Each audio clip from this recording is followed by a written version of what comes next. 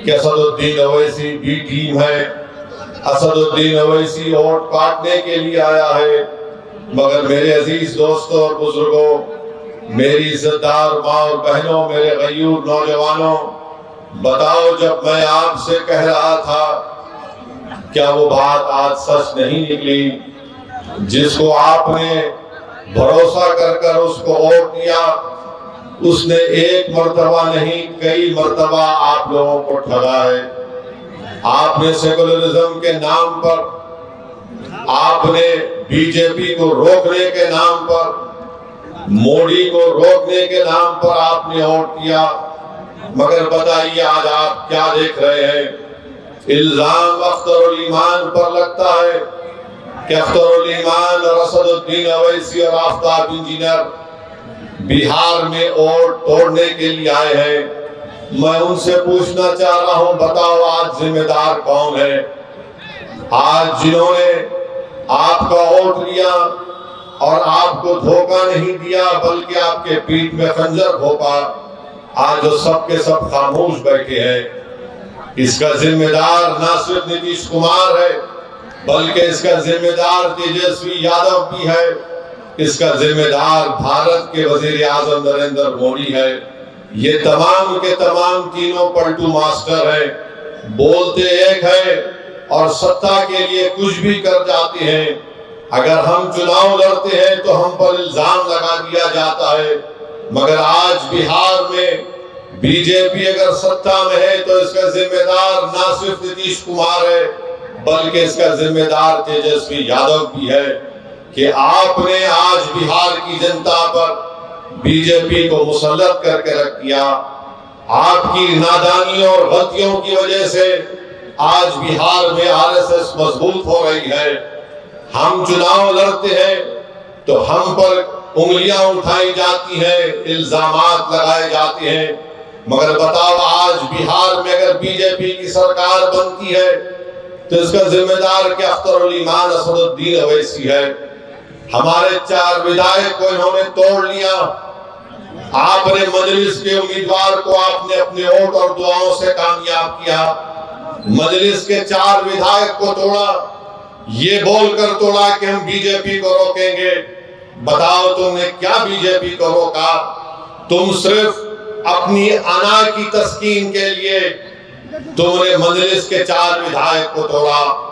तुम नफरत करते हो कि सीमांचल की सरजमीन से एक गरीब और मजलूमों की एक सियासी लीडरशिप जो बढ़ रही थी, तो तुम ये नहीं चाहते थे कि सीमांचल की जनता से इंसाफ हो। तुम ये जानते थे कि मजलिस ने यहाँ पर सीमांचल की आवाम में एक सियासी इंकलाब को बर्पा कर दिया। तुम ये नहीं बर्दाश्त कर सकते थे कि सीमांचल की जनता से इंसाफ होगा, उनको उनका हक मिलेगा। तो झूठ बोलकर हमारे 4 विधायक को नीतीश कुमार ने और तेजस्वी ने तोड़ा। अब बताओ वो 4 विधायक की क्या अहमियत है वहां पर? ना तो वो मुंह खोल सकते हैं, ना तो वो बगैर इजाजत के बैठ सकते हैं, ना तो वो बगैर कुछ सोचे समझे, इनके पास कुछ है ही नहीं। मगर मजलिस ने जो सीमांचल की सरजमीन पर जो एक सियासी इंकलाब को बर्पा किया, तो ये बात ना मोदी को पसंद आई, ये बात ना तेजस्वी को पसंद आई, ना ये बात नीतीश कुमार को पसंद आई। वो हरगिज नहीं चाहते कि सीमांचल से आपकी एक सियासी क़ियादत उभरे। वो हरगिज ये नहीं चाहेंगे कि बिहार में आपकी सियासी क़ियादत उभरे।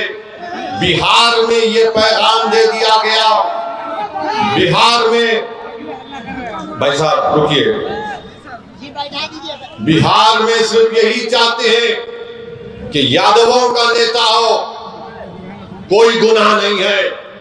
बिहार में कुर्मी कुशवाहा का नेता हो, कोई गुनाह नहीं है। बिहार में भूमिहार का नेता हो, कोई गुनाह नहीं है। बिहार में अपर कास्ट का नेता हो, कोई गुनाह नहीं है।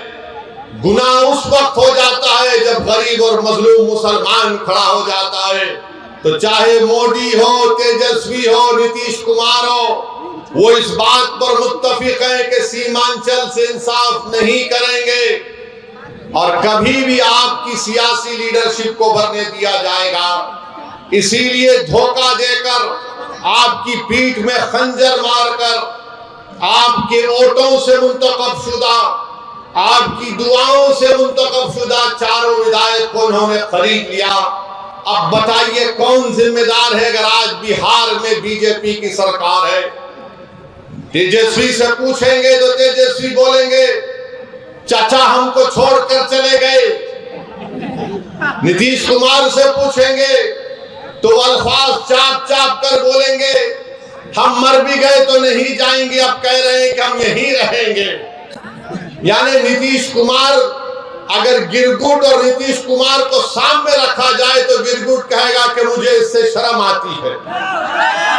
इतना रंग बदलते हैं नीतीश कुमार, सुबह में जो बोलेंगे शाम तक